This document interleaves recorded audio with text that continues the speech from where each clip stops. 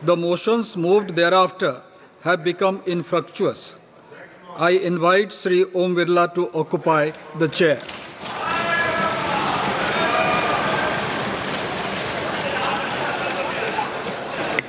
इन्होंने division force नहीं किया है, इसलिए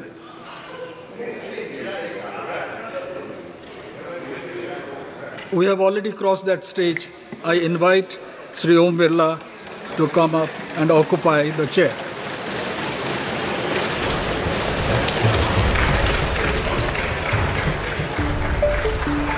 की बड़ी खबर आपको बता दें, ओम बिरला स्पीकर चुन लिए गए हैं। प्रस्ताव प्रधानमंत्री नरेंद्र मोदी की तरफ से जो रखा गया था सदन में, ओम बिरला को लोकसभा अध्यक्ष बनाने का प्रस्ताव, ध्वनि मत से वो प्रस्ताव पारित हुआ और ओम बिरला लोकसभा अध्यक्ष 18वीं लोकसभा में चुन लिए गए हैं। तस्वीरें हम आपको दिखा रहे हैं। प्रधानमंत्री नरेंद्र मोदी ने उनको बधाई दी।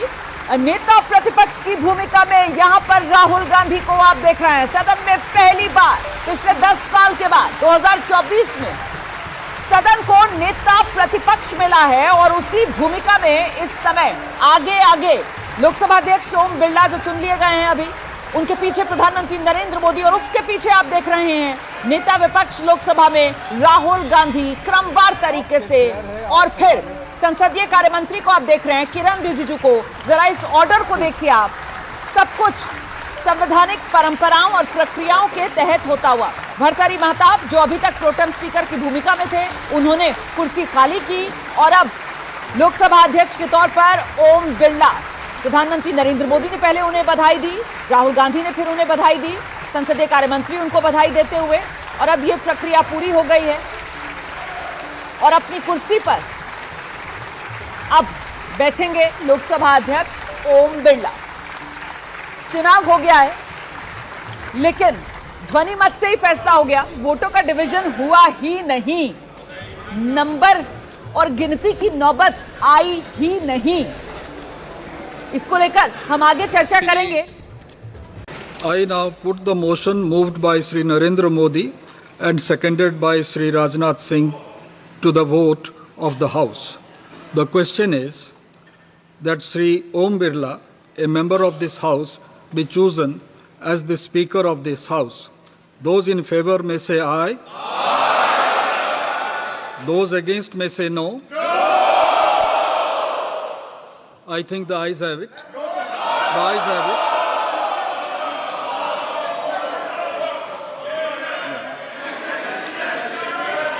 The motion is adopted.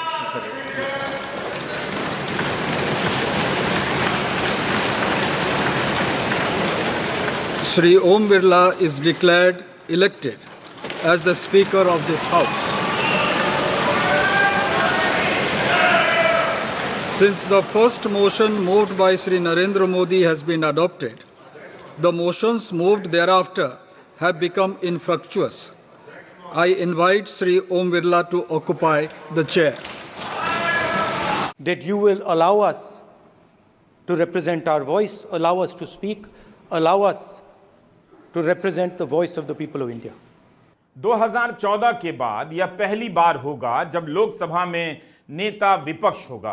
क्या आपको पता है कि भारत के संसदीय इतिहास में पहले नेता विपक्ष कौन हुए? राम सुभाग सिंह बक्सर से सांसद थे।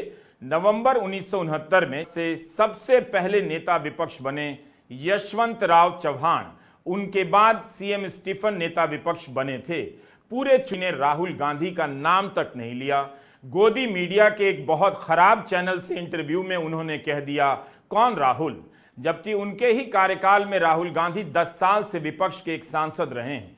राजनीति में भले राहुल गांधी नरेंद्र मोदी से जूनियर हों, लेकिन लोकसभा में राहुल गांधी नरेंद्र मोदी से 10 साल सीनियर हैं। राहुल गांधी 2004 में पहली बार अमेठी से सांसद बन गए थे। प्रधानमंत्री मोदी 2014 में पहली बार सांसद बने। राहुल 20 साल से सांसद हैं, मोदी 10 साल से। तब भी प्रधानमंत्री मोदी ने उस खराब चैनल से कहा कौन राहुल, और एंकर हंस रहे थे। यही नहीं, कभी शहजादा कहा तो कभी युवराज तो कभी कुछ और। अब वही कौन राहुल उनके सामने नेता विपक्ष होंगे, जिसे संवैधानिक पद माना जाता है, कैबिनेट मंत्री का दर्जा होता है। नेता विपक्ष का संसद में अपना कमरा होता है और विधायी कार्यों के लिए उसे स्टाफ दिया जाता है। उसकी सैलरी एक कैबिनेट मंत्री के बराबर होती है। लोकसभा में उसकी सीट डिप्टी स्पीकर के बगल में होती है और राष्ट्रपति के अभिभाषण के समय वो आगे की सीट पर बिठाया जाता है। Honorable CPP Chairperson wrote a letter to the pro-time Speaker Bhartwari Mahtab informing the decision of appointment of Rahul Gandhi as the leader of opposition in the Lok Sabha. Other office bearers will be decided later. राजनीति में केवल विनम्रता ही कीमत नहीं चुकाती है, अहंकार भी कीमत चुकाता है। सवाल है कि क्या अब भी प्रधानमंत्री नरेंद्र मोदी राहुल गांधी को शहजादा ही कहेंगे? 10 साल तक जिस नेता ने नेता विपक्ष का सामना नहीं किया, उस नेता के लिए अब यह पहली बार होने जा रहा है। नरेंद्र मोदी पहली बार नेता विपक्ष का सामना करेंगे। हम इस वीडियो में नेता विपक्ष की भूमिका की भी बात करेंगे, उसके बाद शैडो कैबिनेट की भी, और साथ ही 2023 के साल में किस तरह से राहुल गांधी को सदन से निकलवाया गया उसकी भी बात करेंगे। 2006 का लाल कृष्ण आडवाणी का एक बयान है, आपको मीडिया में मिल जाएगा। जब उन्हें नेता विपक्ष बनाया गया था तब उन्होंने एक बात कही थी कि ब्रिटिश संसदीय व्यवस्था में नेता विपक्ष शैडो प्रधानमंत्री माना जाता है। छाया प्रधानमंत्री हिंदी में आप कह सकते हैं। उदाहरण के लिए हम आपको ब्रिटेन की लेबर पार्टी की वेबसाइट दिखाना चाहते हैं, जो वहां की विपक्षी पार्टी है। यहां पूरी की पूरी शैडो कैबिनेट आपको मिल जाएगी। लेबर पार्टी के नेता केर स्टारमर को शैडो प्रधानमंत्री लिखा गया है और शैडो कैबिनेट के बाकी मंत्रियों की तस्वीरें, उनका परिचय यहां लगाया गया है। यह समझना बहुत जरूरी है कि संसदीय व्यवस्था में यह मान On behalf of the entire opposition, on behalf of the India Alliance. Speaker Sir, this House represents the voice of India's people. And you, Speaker Sir, are the final arbiter of that voice. Of course, the government has political power, but the opposition also represents the voice of India's people.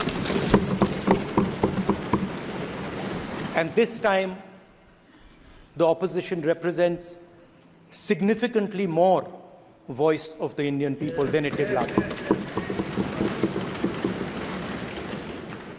Speaker Sir, the opposition would like to assist you in doing your work. We would like the House to function often and well. Speaker Sir, it is very important that cooperation happens on the basis of trust. It is very important that the voice of the opposition is allowed to be represented in this House.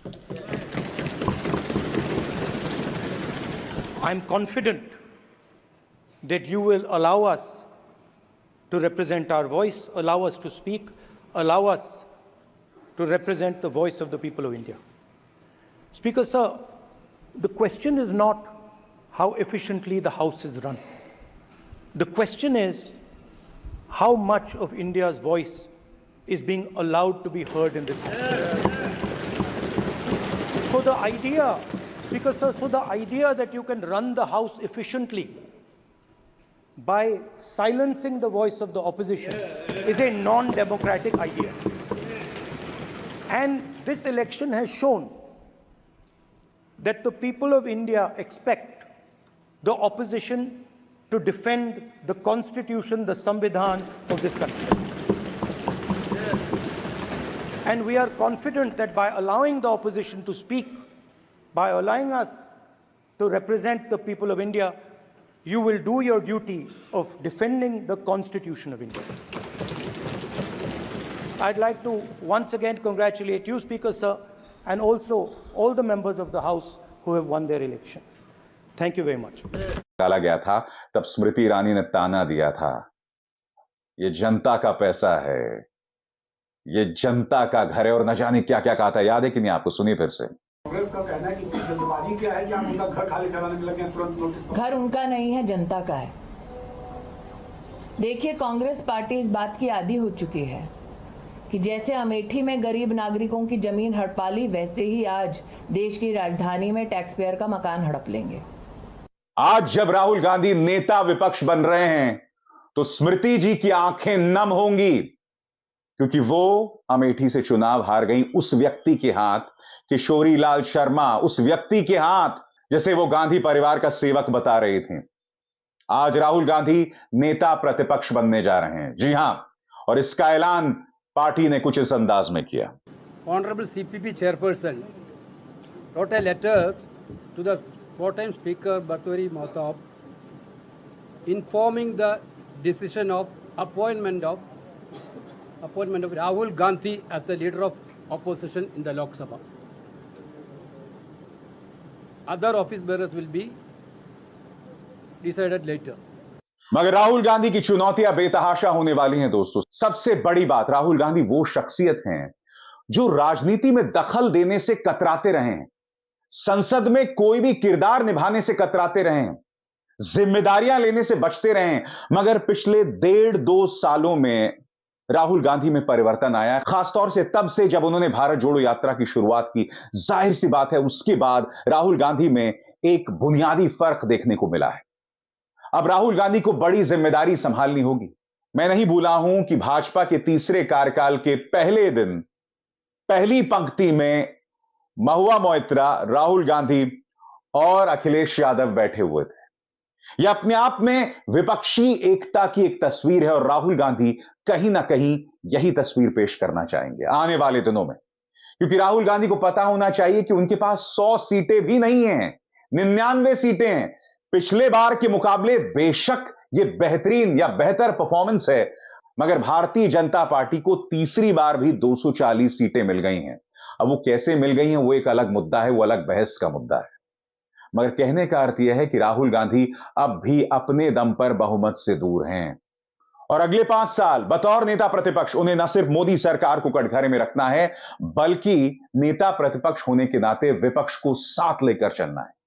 जी हां, क्योंकि इस वक्त ममता बनर्जी और India गठबंधन के बीच में एक असहयोग अब भी दिखाई दे रहा है, अब भी दरारें दिख रही हैं। राहुल गांधी को इसे पाटना होगा। अरविंद केजरीवाल, जिन्हें हर कीमत पर बीजेपी जेल में रखना चाहती, उस पर राहुल गांधी अब भी खामोश हैं। राहुल गांधी इस पर खामोश नहीं रह सकते और मैं आपको बताता हूं क्यों। क्योंकि आज अरविंद केजरीवाल की बारी है, हेमंत सोरेन भी जेल के अंदर हैं। ये मत सोचिए कि आने वाले दिनों में विपक्ष के अन्य नेता बच पाएंगे। आपको बगैर लाग लपेट के इस मुद्दे को उठाना होगा, याद दिलाना होगा कि 50 साल हो गए आपातकाल के, मगर अब भी देश में यह सब हो रहा है। ये तमाम चीजों से राहुल गांधी बच नहीं सकते। उनकी सबसे बड़ी चुनौती न सिर्फ मोदी सरकार को कटघरे में रखना होगा, नीतियों पर उनकी आलोचना करना होगा, बल्कि विपक्ष को भी साथ लेकर चलना होगा। और हां, उनके सामने एक और चुनौती है। उनके सामने होंगे ओम बिरला, जिनका स्पीकर बनना लगभग तय है। और हम ये नहीं भूल सकते दोस्तों कि ओम बिरला वो शख्स हैं जिन पर विपक्ष ने लगातार पक्षपात का आरोप लगाया। ओम बिरला वो स्पीकर हैं जिनके स्पीकर रहते हुए 100 से ज्यादा सांसदों को निलंबित कर दिया गया था। और जब उनका निलंबन हुआ था, याद कीजिएगा दोस्तों, किस तरह से कई कानूनों को पारित कर दिया गया था। वो कानून जो सरकार के हाथ में बेतहाशा ताकत देते हैं, जिनमें से एक है भारतीय न्याय संहिता। ओम बिरला वो हैं जिन्होंने महुआ मोइत्रा को निलंबित कर दिया था। और यह निलंबन किस आधार पर हुआ था? उस समिति के आधार पर हुआ था जिसका झुकाव भाजपा की तरफ था। ओम बिरला वो थे जिन्होंने शिवसेना का जो संसदीय दफ्तर है वो एकनाथ शिंदे फैक्शन को दे दिया था। यानी कि बतौर अध्यक्ष ओम बिरला की कार्यशैली पे लगातार सवाल उठते रहे।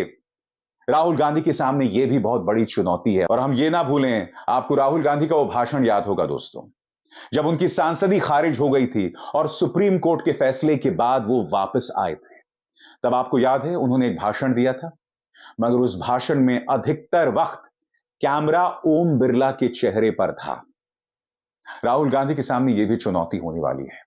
विपक्ष के सामने यह चुनौती होने वाली है। यकीनन विपक्ष का आंकड़ा 240 के पास है, यानी कि संख्या गणित के आधार पर वो ज्यादा मजबूत है। समाजवादी पार्टी के 37 सांसद लाल टोपी लगाए संसद के अंदर होंगे। अखिलेश यादव के नेतृत्व में साथ में उनकी पत्नी डिंपल यादव होंगी, और ये सब मिलकर न सिर्फ अखिलेश यादव की ताकत है, बल्कि राहुल गांधी की ताकत भी होंगे। मगर इस ताकत का सकारात्मक इस्तेमाल करना होगा, उसके बगैर विपक्ष दस्तक नहीं दे सकता। और यह बात गांठ बांधकर चलिए कि आने वाले दिनों में बेशक भाजपा 30 सीटें दूर है, मगर स्पीकर उसका होगा, उससे कई चीजें होने वाली हैं। सबसे बड़ी बात, विपक्ष जिस तरह से आरोप लगाता रहता है पक्षपात का ओम बिरला पर, वो इतिहास दोबारा दोहराया जा सकता है। और हां, दूसरा पहलू, आने वाले दिनों में मुझे ताज्जुब नहीं होगा अगर भारतीय जनता पार्टी टीडीपी के सांसदों पर या नीतीश कुमार के सांसदों पर डोरे डालना शुरू करे। सही सुना आपने, डोरे डालना शुरू करे। और अगर कुछ ऐसे हालात बन जाते हैं, क्योंकि भारतीय जनता पार्टी अपने दम पर बहुमत हासिल करना चाहेगी, और अगर ऐसे हालात बन जाते हैं, तब स्पीकर का किरदार बहुत अहम होने वाला है, ओम बिरला का किरदार बहुत अहम होने वाला है। और यहां पर राहुल गांधी को अपनी रणनीति के तहत उन्हें बार बार घेरना होगा। वो राहुल गांधी जिसे विपक्ष लगातार पप्पू कहता था, मगर वो राहुल गांधी जिन्होंने अपने राजनीतिक सोच से पिछले 2 सालों में लगातार भाजपा को पटखनी दी, लगातार पटखनी दी। और अब राहुल गांधी के सामने दोहरी चुनौती है। एक तरफ बतौर नेता प्रतिपक्ष संसद के अंदर सरकार को घेरना, और समानांतर तौर पर उन राज्यों में कांग्रेस को जीवित करना जहां उसका सूपड़ा साफ हो गया था।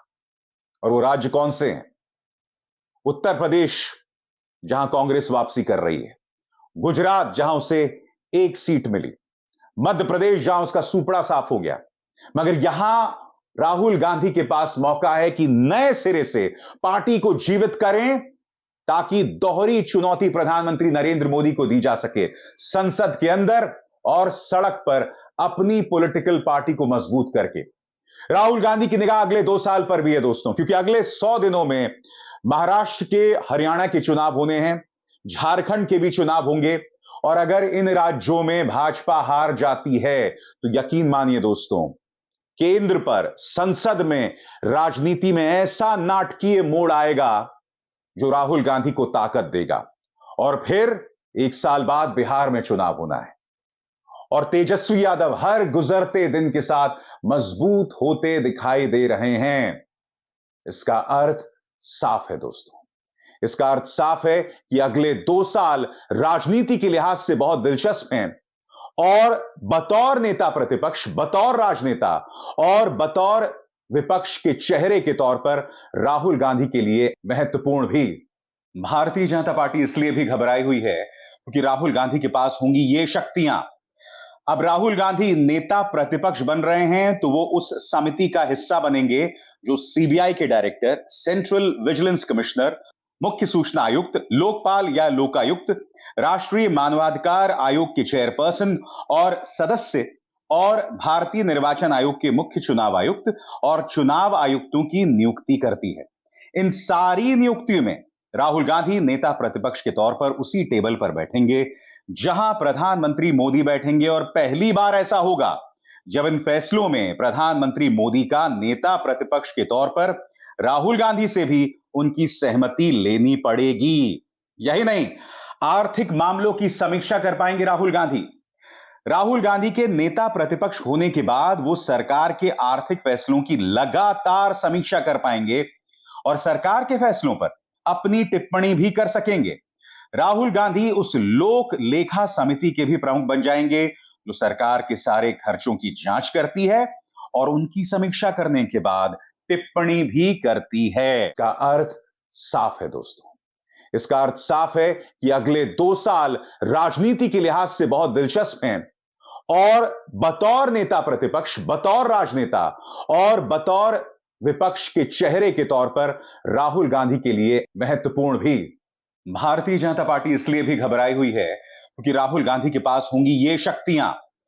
अब राहुल गांधी नेता प्रतिपक्ष बन रहे हैं तो वो उस समिति का हिस्सा बनेंगे जो सीबीआई के डायरेक्टर, सेंट्रल विजिलेंस कमिश्नर, मुख्य सूचना आयुक्त, लोकपाल या लोकायुक्त, राष्ट्रीय मानवाधिकार आयोग के चेयरपर्सन और सदस्य और भारतीय निर्वाचन आयोग के मुख्य चुनाव आयुक्त और चुनाव आयुक्तों की नियुक्ति करती है।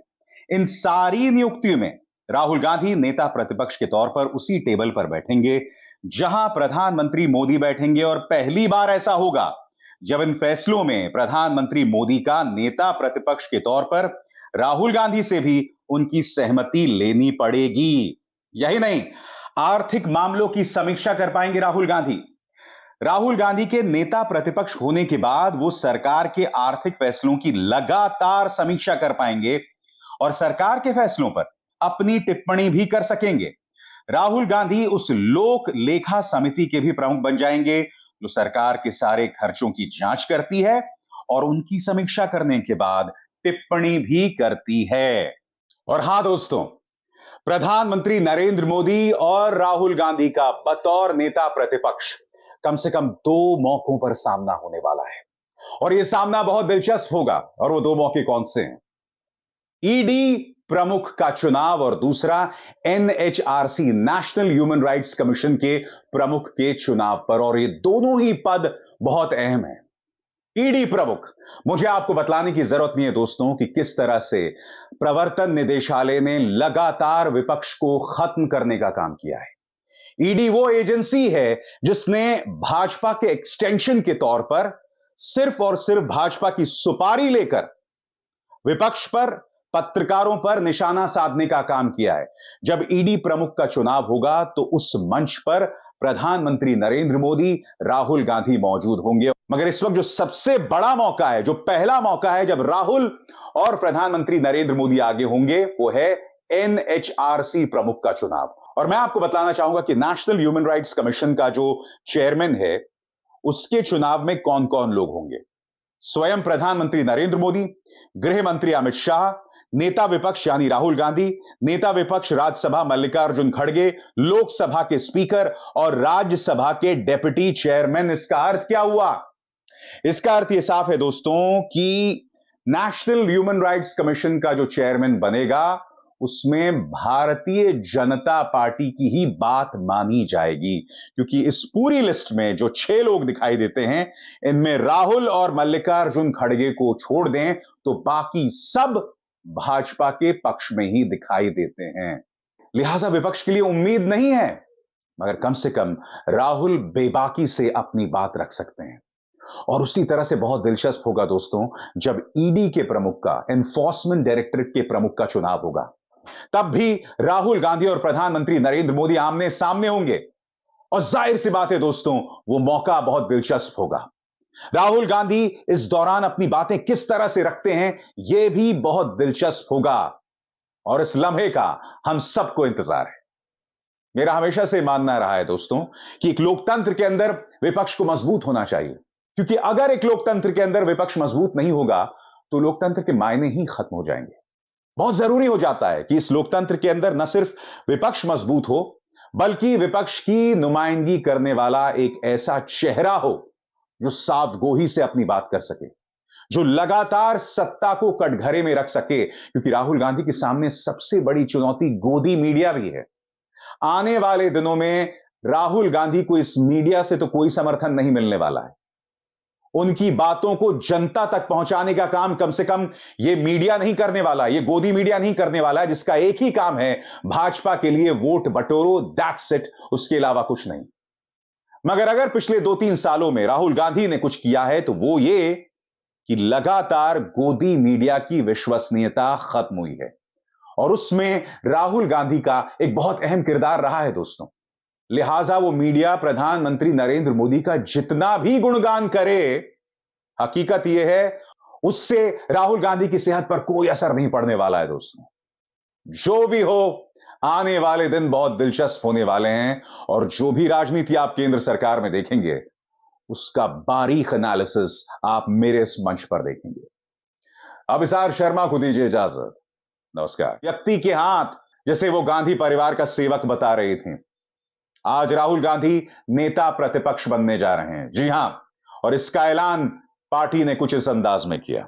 Honorable CPP Chairperson wrote a letter to the pro-time Speaker Bhartwari Mahtab informing the decision of appointment of Rahul Gandhi as the leader of opposition in the Lok Sabha. Other office bearers will be decided later. मगर राहुल गांधी की चुनौतियां बेतहाशा पूर्वक निर्वहन करूंगा। धन्यवाद।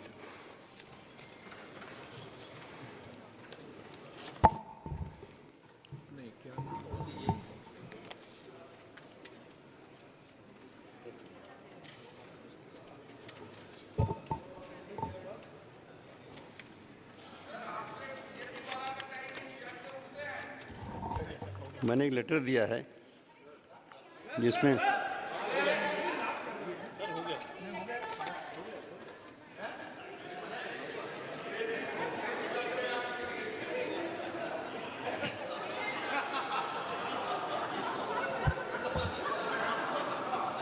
श्री राहुल गांधी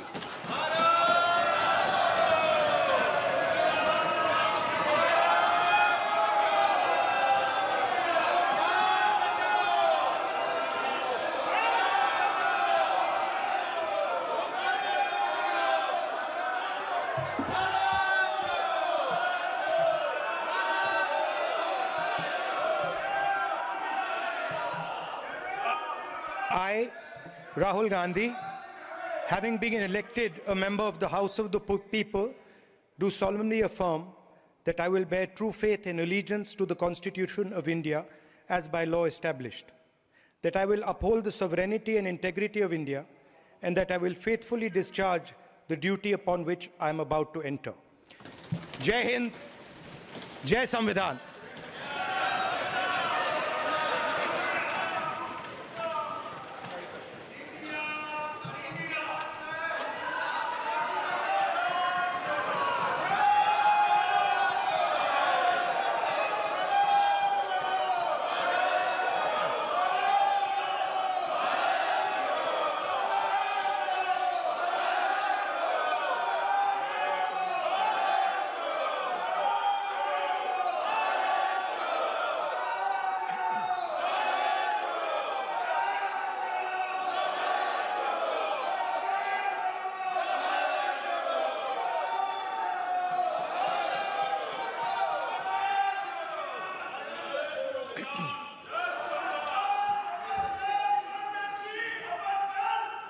श्री